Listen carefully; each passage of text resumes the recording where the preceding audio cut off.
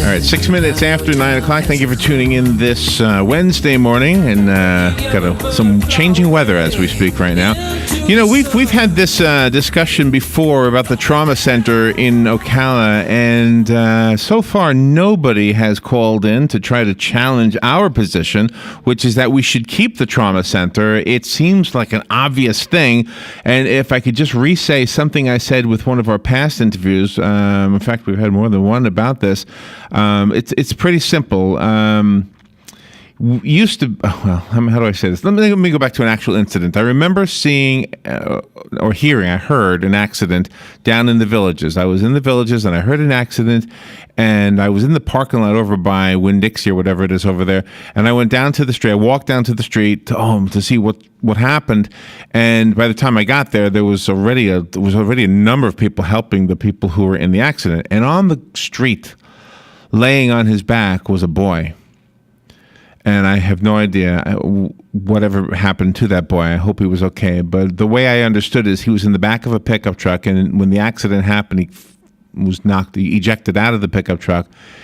And a helicopter, just to get to the point here, a helicopter landed in the street, took him away to the trauma center up in Gainesville, I believe, or it might have been down to Orlando. The point being, the obvious question is, why isn't there a trauma center in Ocala? The answer wasn't easy. I don't know. I don't know what the answer is. Back then I would say, I don't know. I don't know why there's no trauma center in Ocala. Maybe it was a money thing. Maybe it was a population thing. I don't know that I really understood it. Okay. So I remember in doing radio shows, many radio shows, after the fact, people would always say the trauma center in Gainesville, the trauma center in Orlando, or maybe even another one. And it was always something that was on our wish list. We always wanted this to be in our community because it makes sense. Now, if you ask me what is the difference between what a emergency room offers in the shape of care, what's the difference between that and a trauma center? I'm not the one to ask because I don't really know. But I know this, that a trauma center takes care of people that need trauma centers. Yes. Does that make sense? All right. So we have one now. We have one. Yes, rejoice, happy. We should be happy about this. Everybody should be happy for us and for everybody in the area. This is for us. Mm-hmm. So when somebody paid for a campaign that was broadcast on this radio station, somebody paid for a campaign, I don't know who it was, to encourage us to write to those people who could make a difference, to tell them that we want to keep the trauma center. The winner of that campaign was not some candidate that's going to hold an office and get a paycheck. The winner is us. Yes. We're the ones who win because we have a trauma center. God forbid any of you should have a need for the trauma center and not live because it's taken away from us. Mm-hmm. And you have to fly or be taken. The other day there was an accident and the helicopter couldn't be used because of the conditions, the weather conditions. So exactly. Anyway, we have in the studio somebody who probably is the best person to speak about this. He is Dereck Welch. He was he credits the Ocala Regional Medical Center Trauma Center to saving his life. He had a splenic artery aneurysm. He's going to explain what that is and what happened in just a second. And he's here for one simple reason, to be another person speaking up against this stupid lawsuit that was filed on Christmas Eve. Yeah. Of all days to pick. That was callous. Whoever you guys are. And guess what? The people in Gainesville, the actual people in Gainesville, not the people who filed the lawsuit, the actual people like you and me, they don't. Oh, so my phone's buzzing. They don't. Got the town wired. Yeah, I know. I'm annoying somebody, I have a feeling. But anyway, the actual people, they say, no, we want you to have this. So it's not the Gainesville people, it's a few people.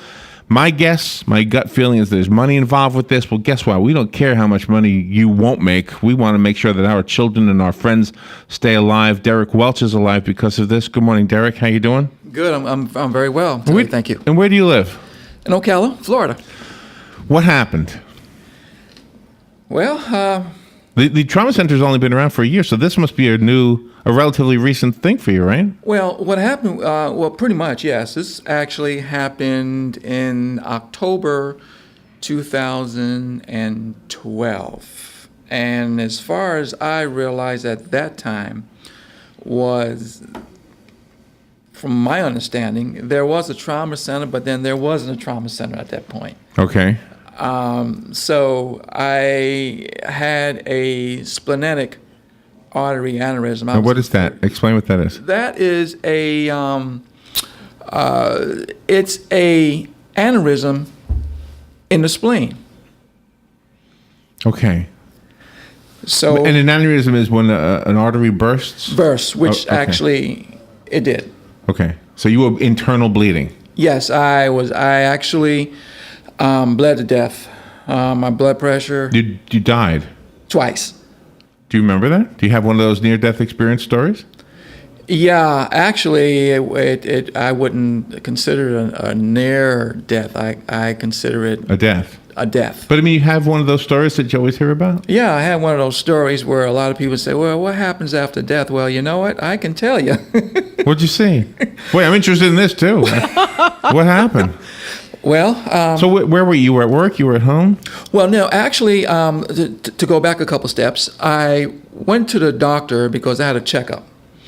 And on my left side, I felt something heavy, and I've been feeling it for quite some time. So I said, well, while I'm there, let me go ahead and have it checked out. Uh-huh. Well, I did. Right. And the doctor actually, at that time, gave me an x-ray and found that there was an aneurysm. It was pretty huge, Oh, what I my. imagine. So, in Could you turn- see it? Was it bulging out of your side or anything? No, actually, it wasn't bulging out. It was in me. Okay. I mean, there was no bulging or anything. Okay. So the doctor said, well, you need to go and get this checked out, and that's what we did. We got it checked out, and then that's when everything started to happen. So you went to have it checked out and it burst? Well, I went to a specialist, Right. and what happened at that point, they was trying to fix the aneurysm, but I guess they couldn't. So Okay. they had to get me to a hospital. Okay, so I'm a little bit confused here. So you had the aneurysm. An aneurysm, help me define what it means. Does it mean it's already burst or it's beginning to burst, getting ready to burst? I was a walking time bomb. So it was getting ready And to it was burst. getting ready to burst. So a doctor, a specialist, tried to fix that so it wouldn't burst. Right. And you were in surgery when it did burst? Is that right? I was in surgery. Yes. Okay, I so was the in doctor surgery. has you open. Well, they actually was fixing somebody else's mistake. Oh, you're confusing me. Let me make sure. Am I the only one confused here, Rob? Are you confused? So there was one doctor that you saw, and he recommended something and didn't do the job right. So the doctors at the Ocala Trauma Center fixed his mistake. But okay. But when did you die? When did that happen? In the ambulance when I was at the specialist office In Ocala. in Ocala. Okay. So you had surgery to fix it, To fix it. and the surgery didn't fix it. Did it not fix it because the guy didn't know what he was doing, or was it worse than he thought it would be once he got in there? Was it laparoscopic surgery, or did he actually have you open? He actually didn't have me open. I had a cath done, Okay. and he went up that way to try to see where it Okay, is and okay. try to See it. fix the problem. Okay. And at that point, it burst. It burst. It burst while he was looking for the problem. So it became worse, but he didn't cause it to burst. It just was a coincidence. Yes. Is that right? Is that fair to say? Yes. Okay. So now you're in his office, your artery has burst, and now suddenly it's beyond what he can help you with, and you need a trauma center. So that's correct. So far, so good? Okay. Yes. And they took you by ambulance or by helicopter? By ambulance. To the Ocala Regional. trauma center we were talking about? Yes, right here in Ocala. Okay, excellent. And they did what? They actually did the surgery on me And fixed it? and fixed and fixed it. Okay. But I died. My blood pressure was 70/30. I died in the ambulance when they actually came and got me. The EMTs, they brought me back. And on my way to Ocala Regional, they had me on oxygen and all that sort of jazz. Okay. And when I got to the hospital, I call oxygen jazz too, but yeah, I mean, yeah, you know. So actually, when I got on the, from what I can remember, I got on the hospital surgery table, and that's when I completely died again. all right. I want to get to the political part of your visit today because we want to make that statement loud and clear.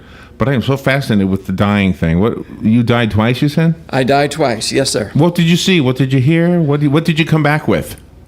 Well, you know, I wish I came back with $1 million, but that didn't happen. There's no money in heaven? No. That's good to know, actually. Yeah, it is. Can you imagine that? After the, it had been in the hospital after I died at that point. It happened so fast. I passed the clouds. Past the clouds, okay. I saw the stars. I'm like, the stars was below me. I'm like, okay, where am I? What's going on here? You know, and then I saw the earth. I saw the details of the earth, the blue and the round and everything. Yeah. And I looked around, and then I seen this. You went way higher than most people. Most people go to the ceiling. That's it. Yeah. Oh yeah, I passed that. Then I seen this. It looked like a sun, but it was more of a glowing factor Right. of the sun. Okay. And How far away were you from this glowing thing? I was in between. It looks like the Earth and The sun. presumably the sun. Okay. All right. And That's around Mercury somewhere, I think. yeah, right? I was close to Mercury, Venus, one of those Goodness. planets there. All yeah. right, you're being honest. So you're being serious, I'm right? being serious. All right. Yes. All right. So, but I seen this yellow glow, and I didn't know what it was. I didn't feel my body getting hot or anything like that. It was a nice calming glow Right. of the sun, and I looked at it, and I was getting closer and closer and closer, and it seems like, you know, I was very curious at that time. Right, So right. I reached out my hand to see if it was really hot or Yeah. what it was, you know, Yeah. just a curiosity, you know. And then when I reached my hand up real to came right back to the surgery room. Wow. Oh, wow. That's where I your was. time yet. Yeah. Oh, wow. Yeah. And those two doctors are Dr. Ng and Dr. Garcia. Oh man, those guys are just, I can't say they were God, but they were close to him. You were close to him, it sounds like. So, Yeah, well, really. so that was your whole death experience. Yeah. That was it? Both times? Or one time was different than the other time? No, it was just one time. Uh-huh. One time. I died twice, but I actually saw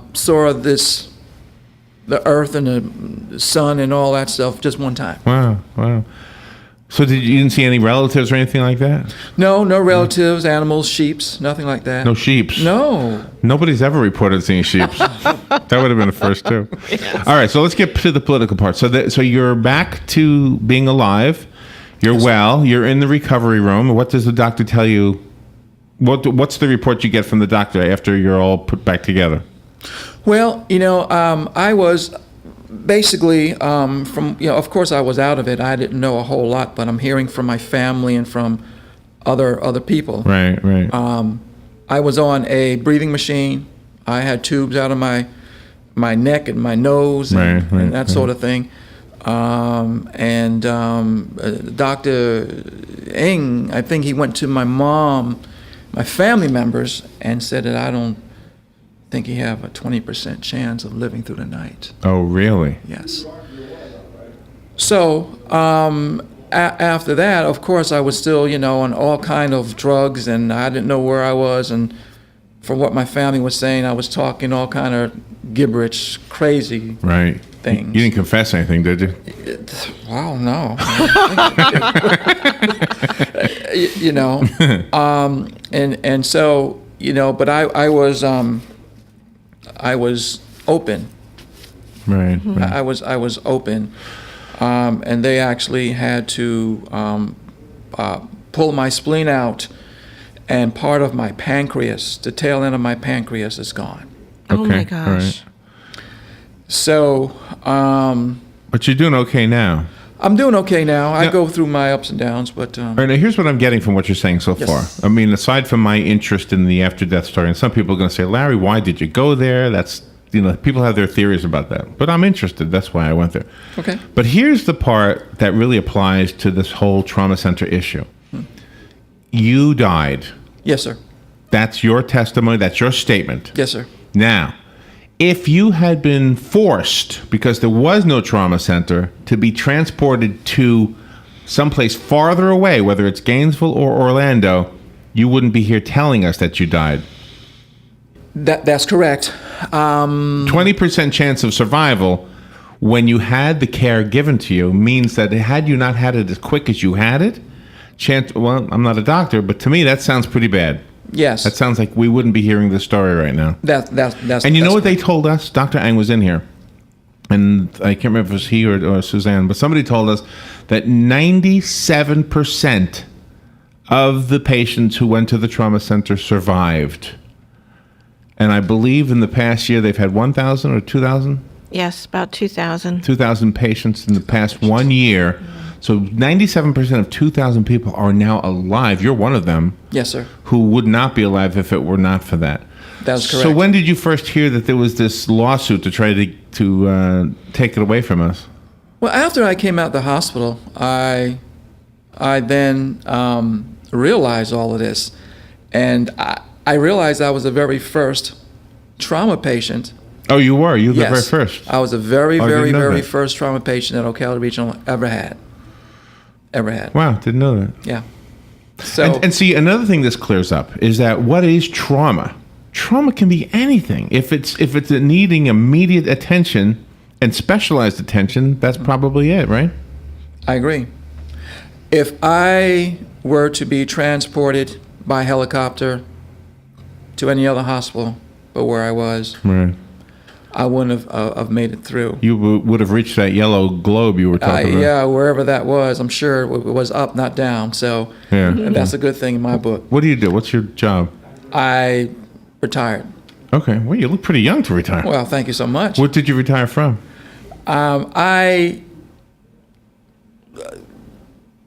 From New York. I was in New York. Retired from New York. New York, yeah. I I'm in retired from New York too. What did you do there? I back in New York. I worked in a light company back in New York, Which company? and excuse me, I'm mumbling here. That's but okay. In the city, in Brooklyn? Where were you? I was in Manhattan. Okay. It was, Columba. Columbus. What is it?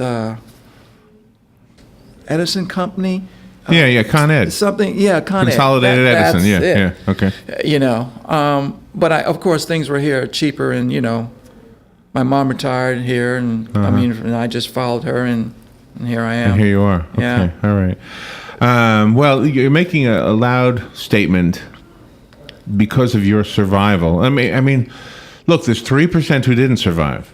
I mean, those people can't come in here and say, well, I mean, even they, if they could talk, would probably say, well, at least there was a shot. That 3% would be bigger, is my feeling, than it is if we didn't have the trauma center. So, I feel that is a very big issue, a huge issue that the trauma centers do stay open. Because there's so many people that a regular doctor couldn't have done what Dr. Ang and Dr. Garcia done on me. okay. We do have some phone calls. If you put the headphones on, you'll be able to hear the calls. I don't know if they're going to be just making a statement or asking you a question. Good morning. You're on the air. Thank you for calling. I don't know if you have time, but this is Joe, the Navy man. Yeah. Hey, Joe. And I could tell you a little story, but it's not a story, it's a true story if you want to take a little time to hear. Sure. I had the experience. I was hit by a car. Actually, it was a tractor trailer that hit me, and I lost my sister and my sister-in-law in the car, and my wife and I this had happened on 81 up in near New Hampshire. Mm-hmm. And when the tractor trailer hit, there was an accident ahead where some truck went from one lane across the esplanade into the other lane and caused an accident, and we were all lined up to go just in one lane. So when we lined up in one lane, I was going ahead, and then I had a CD in my car, and I generally like to see if they need help, so I pulled over into the emergency lane instead of going down that lane. Mm-hmm. And my wife said, well, there's a state trooper there. He said, they must have help now. So then I decided I was ready. Before I even was ready to go, all of a sudden, I don't know what happened. Until I was on the other side of the road, a tractor trailer's wheel was in my trunk. I had a Lincoln Town car then, and the wheel was in the trunk of the car. I knew this later on because the state troopers took pictures of it, and they gave me a copy of it. And of course, my insurance company gave me a copy of it. When I got hit over there, they took my wife out. They, instead of lay her down, they let her go. She on her own, and she went down an embankment, and she was with glass in her forehead and everything. And I was still pinned against the wheel, and the tractor trailer guy tried to get me out, but he wasn't able because my car went on fire. Wow. And that trooper that was ahead, when he came towards my car, there was flames in the road, so he was using his fire extinguisher to put them out. And when he got to my car, the tractor trailer man said, there's a man in the car that I couldn't get him out because the car went on fire. Get your fire extinguisher. He said, oh, I've been using it, so I'll see if I got some left in it. So he put the fire out. He got me out from behind the wheel. I guess he knew a little bit more than the than the tractor trailer did. Right. Finally got me out. He put me on the road. Made me mouth to mouth, you know. Yeah. I understand this is what was told to me after up, and You're breaking up a little bit, sir. Are you telling a near-death story? okay, you got time to finish it? Or? Yeah. You're back now. You faded a little bit. Oh, okay. So anyway, when he went to give me mouth to mouth, he stand up, and it seemed like he looked at this is what was told to me now. He told the trailer guy, I'm sorry, there's nothing I can do for this man. But something in him, he went back to me again. Excuse me. He went back to me again, and he gave me mouth to mouth again, and finally I got a little breath, and the ambulance didn't have to pick anybody up at the other accident and was heading towards me. And he heard about the accident, so he pulled over there, and he took my wife to the hospital. And being the state trooper, the second time I revived, so he put me in the ambulance, and we both went to Springfield Hospital. And then when I got to the hospital, in my wallet I had my brother's address and telephone number in there. He's a reverend. So the state trooper called my brother, says your brother was in an accident. So when he got the call, he called a Reverend Berkey from Springfield, one of the churches, because he belongs to Assembly of God Church, and he knows the churches there. Okay. Called him, he says, get to my brother, he was in a bad accident. We only have 1 minute. Can you get to the point? Yes. Go ahead. Okay. Then when we got to the hospital, the Reverend came in, and he was there when they brought me in, and then they hooked me all up. And first they called to see if there was somebody there. They said there was one that was working in one of the cubicles. They'll be able to come into where I am, and they'll be able to take care of me. He says he's in bad shape. So then when I got there, and the Reverend got there when I got there, right. and he went in the room with me, this is what was told to me now. Yeah. I didn't know what was happening. Okay, did you have a near-death experience? Yes, and he hooked me up. When he hooked me up, after he hooked me up, he says to the Reverend, he says, "I'm sorry, there's nothing I can do for this man. Look, the monitor, everything stopped up there." He says, "No." The Reverend says, "Please, God assured me that this man's going to live." He says, "Reverend, you know what you know, but I got to go in the next cubicle to help the other man." And then when he went to help the other man, he stayed there and he prayed for me rather than the doctor put the cover over me and let him go. You know? Right. So you came back. With the Reverend, the Reverend told me this. All right. Well, he says, go ahead. He hollered out to the surgeon. He says, "Everything is working again." And the surgeon came back, and then 6 days later, I came out of it. Oh, wow. That's a marvelous story. I really appreciate you sharing it. We just ran out of time, and I would have loved to have heard more. I want to be fair to our guest. Dereck Welch is in here. He survived an aneurysm in his spleen, a splenic artery aneurysm. He was taken to the trauma center at Ocala Regional Medical Center, and he is here today because of that care. That's the bottom line. Look, Yes. Look, everybody isn't a professional radio person. Everybody, we have stories to tell, and so I want to make sure the important part, even though I was fascinated with the near-death, after-death experience that Dereck had, the more important part, well, that's important, but this is important too. We need to keep the trauma center, period. And Dereck has volunteered to come in here. He called to say, "Can I come in and talk about it?" And there was no question in my mind that we should. Although I have invited people to come in and tell us why we shouldn't have it. Nobody's called me, by the way. Right. Dereck, I'm sorry that we took away some of your time with that. Did you want to add anything before we say goodbye?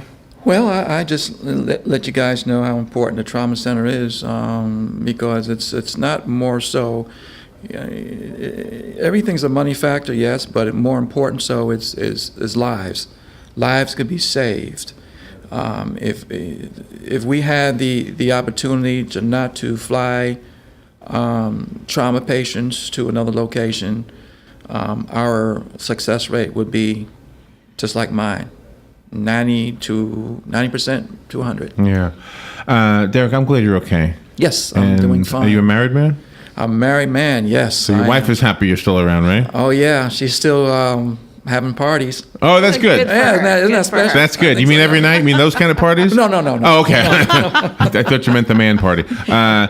I'm just teasing. Dereck, thank you for being in the studio with us today and taking some time out of your day. And thank you for saying what you said, because it's really important to all of us. We need to write a letter to whoever. Robin, you have the list of. We can post that again, right? It's on Facebook. Yes, we can. And Robin can put it back on Facebook. There are certain people you can write to express your thoughts on this, keeping the trauma center, and Robin will repost that information. Dereck Welch, thank you. Thank you for being in the studio with us. We'll take a break. We'll be right back. Hey, Liz. Yes, George. Your cousin Myrtle wants to watch TV. So? She wants to watch TV in our living room. So? Well, she needs a chair. Go get her chair. But it's in Devon Self Storage, and she wrapped it well with the supplies, and it's 8 o'clock at night. So? Devon Self Storage is open late, and you have your passcode, and you know where they are across from Hobby Lobby. But Alice! You can call them tomorrow at 873-0777 and thank them for being open late. But Alice, I just got my warm jammies. George. I'll be back with a chair from Devon Self Storage. Thanks, George. Thanks. Phoenix Promotional Solutions, your company supplier of banners, digital decals, yard signs, and magnetic signs, where you give them approved artwork by new...